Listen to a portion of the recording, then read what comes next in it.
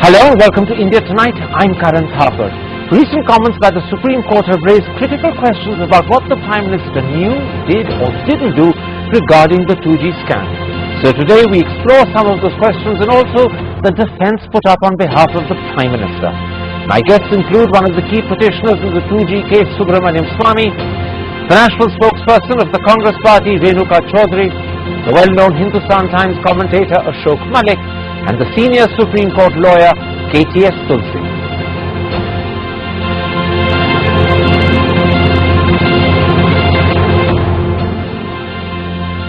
Mr. Chaudhary, let's start with the issue the Supreme Court has raised. Given that on November the 2nd, 2007, the Prime Minister advised A. Raja to consider an auction, why did the PM or the PMO not follow up to ensure that's what happened? Karan, I'm not entirely sure if it is in the propriety of things for us to discuss this, what has happened, what the court has said, and what we have to say. And frankly, as the party spokesman, I don't think I should even discuss this. All right, I can understand your reluctance to do so. Dr. Swamy, is the failure to follow up a case of negligence or carelessness, or is that an over-interpretation? Well, first of all, I think the judges were raising questions, and it's a general rule in the court that when judges raise question, one doesn't take it to be their opinion.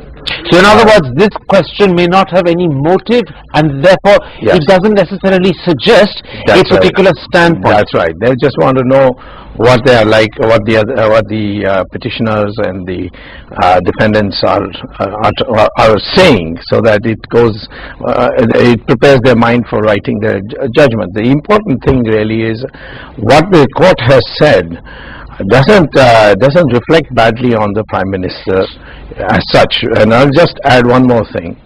One has to know the realistic political dispensation in the country today. The Prime Minister of today is in no position to act fully as the Prime Minister.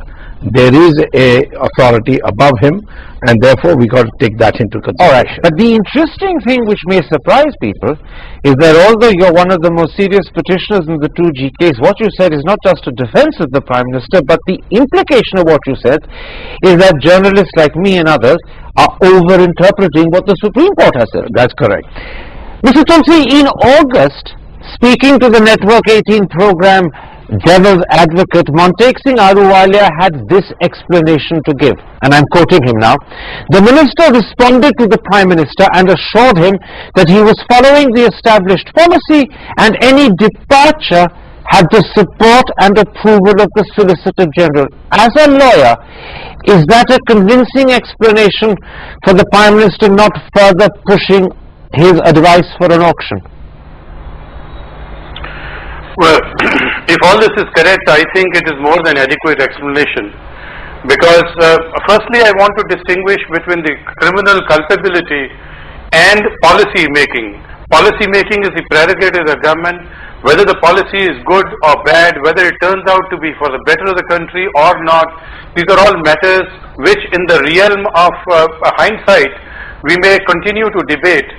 But the government of the day is entitled to adopt a certain policy decision, which may be that for improving tele-density or for making telecom services more affordable to the poorest and in the remotest of areas, they may adopt a certain policy which may have financial implications, but it doesn't make anybody liable. And the second thing is that what Mr. Raja did, with the consent of the then Solicitor General and perhaps with the agreement of the then Finance Minister, it was only according to an interpretation, perhaps a fine-tuning of the policy. If you have received hundreds of applications, then you need to further fine-tune first come first served principle. It is not tweaking of the policy as has been said by certain people. It may well be that assurance is well-meaning at that time, and the Prime Minister may think that if the Solicitor General and the then Finance Minister are also in agreement with the fine-tuning of the policy, then there is nothing really to worry about. So once again, for the audience at underline, we've had another resounding defense of the Prime Minister's position. Perhaps, Mr. Chaudhary, you should ask these gentlemen to speak on his behalf rather than the Congress party. Let me bring you in, Ashok Malik, and point out one other thing that Montek Singh Ahluwalia said to the Network 18 program Devil's Advocate. He said, in an environment like that which prevailed at the time, if something wrong or unfair is being done by a ministry, people affected will take the matter to court, they will protest. And he added, I don't think the Prime Minister should behave as a super minister, supervising everything that his colleague does. In other words, if something has gone wrong, it's for the courts to rectify, not for the Prime Minister to look over the shoulder of his minister trying to spot wrongs. Well, that is an innovative reinterpretation of the role of a Prime Minister in a cabinet. To go back to your original question which you asked, your gentleman, there are two things here. There is a legal case for an act of commission. Nobody is accusing the Prime Minister of that. Nobody is accusing him of being a conspirator in the Tories camp, far from that. However, there is also a political case, a largely political case, for an act of omission. What did the Prime Minister know? When did he have doubts about Raja's policy? When did he have doubts about Raja's execution of the policy which he may have agreed with? When did he start receiving complaints, which he's admitted to in his interview to TV editors that he did? And when did he act on them, and why did he choose to delay that? Those are legitimate questions which people will ask, and they'll ask them till the next election. Those questions, Mr. Swamy, may suggest that the Prime Minister was a little lax. But do they suggest any level of complicity, leave aside any level of culpability in crime? Well, as I said in the beginning, that the Prime Minister in the present dispensation is not the Prime Minister we have seen in the past, and he is accountable to somebody outside the government also in the present dispensation. Are you saying therefore we should be talking about Sonia rather than the Prime Minister? Well, certainly at some stage we have to, but before that let me say that Mr. Tulsi says that the making of policy is the prerogative of the government. That's not quite what the Supreme Court has said in a number of judgments. They say it is a prerogative of the government of choosing a policy, but there must be a clear-cut presentation that you considered alternative policies. Absolutely. And chose the best. Alternative policies. Absolutely. And chose the best. Absolutely, but I won't let us go into that because that is also a different discussion, but it's a point that I take and it's well made. Renuka Chaudhary, sadly for the Prime Minister and the Congress party, there are other instances where the Prime Minister's response or lack of response, as some call it, is also under question. Let's turn to one or two of those. In the letter to the Prime Minister of November 2007, which Mr. Raja sent, he also made it clear that he was going to advance the cut-off date from the 1st of October to the 25th of September, and the Prime Minister neither objected nor raised any questions to ask why this was happening. Was that an error, as some people suggest, or do you think that that was perfectly acceptable?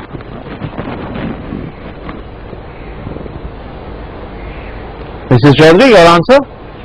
Oh, sorry, I didn't realize it was aimed at me. No, well,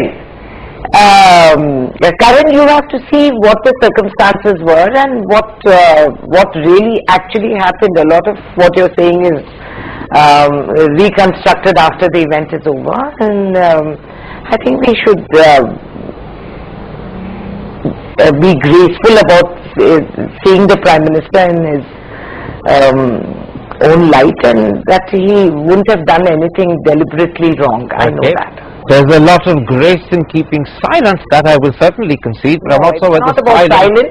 There's a grace about not nitpicking and splitting hairs on references out of context. Okay, let's pick up on that point, Mr. Swamy.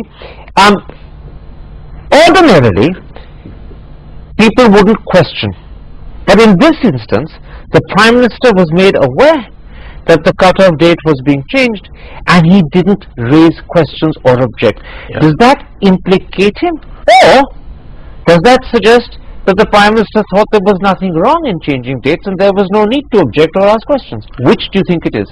Well, first of all, it was wrong because this Delhi High Court held that it was wrong, and it was upheld in the Supreme Court. So it's the law of, stands as the case law. Except that happened much later. Yeah, certainly. At the time, in November 2007. No, but I think the Prime Minister ought to have at that stage said, if you are going to do that, I will have this matter referred to the Law Ministry and get an opinion. In which case, what does his failure to say that amount to? Well, certainly, this Prime Minister is guilty of civil wrong. He has not functioned as a Prime Minister. He is, whatever his compulsions may be, but the fact of the matter is we don't have a full-fledged Prime Minister. So, unlike what you said with regard to the Prime Minister not following up on auction, yes. Now in the case of the Prime Minister not questioning the change of the cut-off date, yes. You think he's guilty of a civil wrong? Yes, so he would be, it's a major lapse. I wouldn't call it quite guilty. Okay, a major lapse, but not quite guilty. Yeah. Once again, Mr. Tulsi, let me quote to you what Montek Singh Ahluwalia said to the Network 18 program Devil's 18 when actually questioned specifically about this point. He said, first of all, it's not the Prime Minister's business to be micromanaging his ministers. Secondly, he said, you can't blame the Prime Minister for any errors the ministers make. Otherwise, as he put it, no wrong would ever be committed in government except by the Prime Minister himself. Do you accept those two explanations or answers? No, in fact, I feel that there was no error. The minister assures the Prime Minister that the advancement of the date, etc., has the approval of the then Solicitor General and also has the approval of the then Finance Minister. And if it does have the approval, the Prime Minister is perfectly satisfied. And I have a view that if there was no quid pro quo allegation against Mr. Raja, there would be no question of any criminal case against anybody. Okay. This by itself does not make out any impropriety. Impropriety is when this advancement of the policy is seen in the light of the quid pro quo or 214 crore. If there is no 214 crore, and for that perhaps there will have to be a separate, in the course of trial, whether that was an illegal verification, whether that was a loan transaction as is being alleged by in the defense. All those are matters which are going to be decided. But minus the allegation of quid pro quo, there is no scam. Okay. Merely because the policy adopted is that there will be, this will be the entry fee, okay, and there will be spectrum given for free. It is all a matter of good policy, where in India perhaps telephony has become cheaper at least by 10 times from other countries. And that's the point you made a little earlier as well. But the important thing that you said is that if the Prime Minister, as is the case, didn't object to the cut-off date being changed or even raise questions about it, it was because, as you interpret it, there was nothing wrong in what Mr. Raja was doing. There was therefore no reason to object and presumably also no reason to ask questions, in which case, Ashok Manik, let me put this to you. If the Prime Minister knew about Raja advancing the date and did not ask questions, is it only merely embarrassing today with hindsight because it's become such an issue? Or was it also, would you argue, a mistake at that time in 2007? I think it was a mistake in 2007 as well, because as Mr. Tulsi says, there is the policy which you can argue it was a good policy or a bad policy, the first come first serve policy. There is also the implementation of that policy. And here implementation seemed to be going wrong. It seemed to be going wrong. The Prime Minister was probably receiving complaints at that point, which he has acknowledged. He hasn't acknowledged the date when he received those complaints, but he was certainly, it was in the ether. Almost certain he wasn't receiving complaints in November. He would have probably received the complaint. But what about the point Mr. Tulsi made, that if the Solicitor General had assured the Prime Minister or assured the Minister, but had the Prime Minister checked with the Finance Minister or the Solicitor General of the time? Do Prime Ministers need to question their ministers as if they doubt what the Minister is saying? No, but because you could always cross-check, is this in order, is this not in order? Is failure to cross-check, which is what you're really suggesting is the argument, crime? Is it allowed? I'm not just a small mistake? I'm not suggesting it's a crime. It is a small mistake, but in the light of the amount of money lost, it's a lapse. Except that at that point of time, we weren't aware of the money loss, nor was the Prime Minister. Something irregular was happening in the implementation of a policy the Prime Minister had bought into. So, with hindsight, it became a bigger mistake than it was at the time. Given the numbers, yes, perhaps. Okay. But it was still it was a mistake even in November 2007. Very quickly, if it's on this. Yes, it is on this, that the Prime Minister had on his desk a note from the Law Ministry saying that this whole thing should be referred to Except, I tell you what Monty Singh Ahluwalia in the same interview I keep quoting said about that. He says the Prime Minister would be duty bound to go to a cabinet to resolve a dispute between two ministers where both ministers are relevant to the point of dispute. Let me finish. Yeah. But where the law minister is not necessarily relevant but only giving his advice, then there's nothing wrong in rather rejecting it because the law minister is not so more to advise. It was on a representation from the Telecom Ministry. Okay. And the rule, Mr. Montek seems to have forgotten the transactional business rules. It says even if one minister disagrees with the other minister, that's enough to go to the cabinet. All right, there's a difference of opinion on the transactional rules between what Montek Singh said and you, but he doesn't know because he has not been a minister. That's a side issue. Let's not go into it. Let's take a break and come back and ask, is there any other area where questions are raised about what the Prime Minister did or didn't do, knew or didn't know? And then finally, what does all of this amount to? That, of course, is the key question. All of that in a moment's time after the break.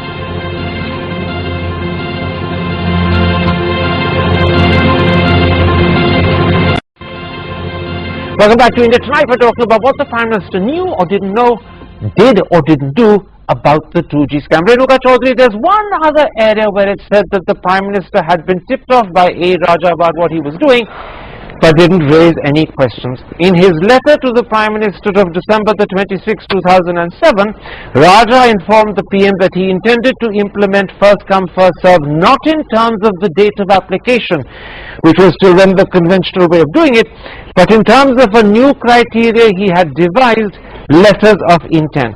And once again, the Prime Minister neither objected nor raised any questions.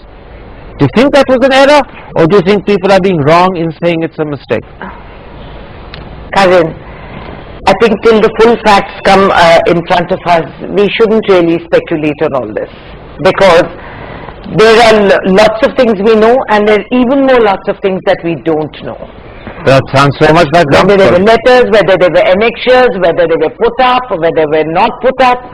And so this is all basically speculation, and I don't think we should go into that. It's the courts are seized with the matter, okay, and the truth will prevail at some point. So I don't think it's in the rightness of being that we comment on these issues based on assumptions. I accept your point that this is only speculation, but then so much of questioning is based upon speculation, which in turn is based upon very credible hints or assumptions or events that have happened. So let me carry on in this instance to speculate and put this to you, Mr. Tulsi. Once again, I'm going to quote Montek Singh Ahluwalia in alleged defense of the Prime Minister. He says what the Prime Minister would have been told is that Raja is following the established policy except where some change is necessary, and this has the approval of the Solicitor General. And then Ahluwalia adds, I think when you are faced with that, to micromanage the decision is going a little too far. Would you accept that that is a credible explanation, or do you think it doesn't convince you? No. I think Mr. Ahluwalia is spot on. You see, Dr. Swamy has also been a minister. All that I would say is that in every decision that the government takes, there are any number of complaints. And whenever there are complaints by the competitors, those who lose out, normally they are either examined superficially at some level by the vigilance or etc., but no action, no serious note is taken. If you start taking note of the objections of the competitors, no action, no decision will get taken. And only when the matter, when the complaints grew bigger, then the FIR was registered, the inquiry was ordered by the CBI. And it is only much later that the CBI discovered the quid pro quo of 214 crore, which is what alarmed the Prime Minister, and action was taken. Therefore, the question really is that merely on the complaints of the then competitors, you couldn't expect the Prime Minister to stall the decision. All right. Let me then try and get from your overview of the many different questions we've asked about the Prime Minister's behavior, whether they're to do with objecting or not objecting to the auction, objecting or not objecting to the change of the cut-off date, objecting or not objecting to the manner in which first come, first serve was implemented. What does all of this add up to? Well, first of all, you see, there is lots of confusion that has been created. I have tried to clear it up in my book, which I think Renuka should read to know that. This is a book on the 2G spectrum. Yes, it's only on the 2G spectrum. Now the thing is that there has the licenses were given, whatever means. They were then sold to foreign companies at 8 times the price. So if Mr. Tulsi's point is correct, that this is to, the low price was to enable you to have low. But move away from that. Just tell me, what does all of this amount to in the case of the Prime Minister acting on our as far as the Prime Minister is concerned, there can be no way you can prove anything against him criminally. So this is just journalists being speculative. No, he's a soft target, and so everybody attacks him. So we're picking on him in a sense. They are picking on him, and they want him to clear the way for somebody else. So this program is also guilty of picking on Dr. Well, Manmohan. if you take a side, yes, but so far you have got 2 people on either side. The astonishing thing is that I have here in studio Subramainan Swamy, who everyone thinks of as a man who is at the very key of the 2G spectrum spam investigation, credibly defending the Prime Minister. Yes, I defend the Prime Minister. Also in the Supreme Court, I have defended him. Let me put this to you. The key question, and give me a quick answer, Ashok Malik, is does this suggest that if the PM had acted differently, the 2G scam could have been averted, or is that an over-interpretation? Look, he could have asked harder questions and asked rather why he was doing what he was doing. But frankly, it's pretty clear he didn't ask those questions, not because he's a criminal man, he's a good man, but because Dr. Manmohan Singh is essentially a weak Prime Minister and a weak politician. And this was an ally going rampant. But is his weakness responsible for letting a scam happen, even if he didn't intend that to be the outcome? I would guess so. You can't charge. He's not guilty in court, or hardly likely to be found guilty in court. But politically, he will answer. He will not guilty in court of a crime, but politically guilty. If guilty is the right word, of a lapse. Yes, culpable perhaps is a better word. Culpable, but culpable is usually associated with crime. Okay, fair enough. A lapse, certainly. Bad judgment. Bad judgment. It will be like Bhishmacharya watching Draupadi being stripped. Well, when you speak in Mahabharata terms, I have to let you have the last word. There is no contesting that. My thanks to Ashok Malik and Subramainan Swamy for coming to studio. My thanks also to KTS Tulsi for joining us from his chambers, and of course to Renuka Chaudhary for joining us from her residence. You have been. Thanks for watching. Goodbye.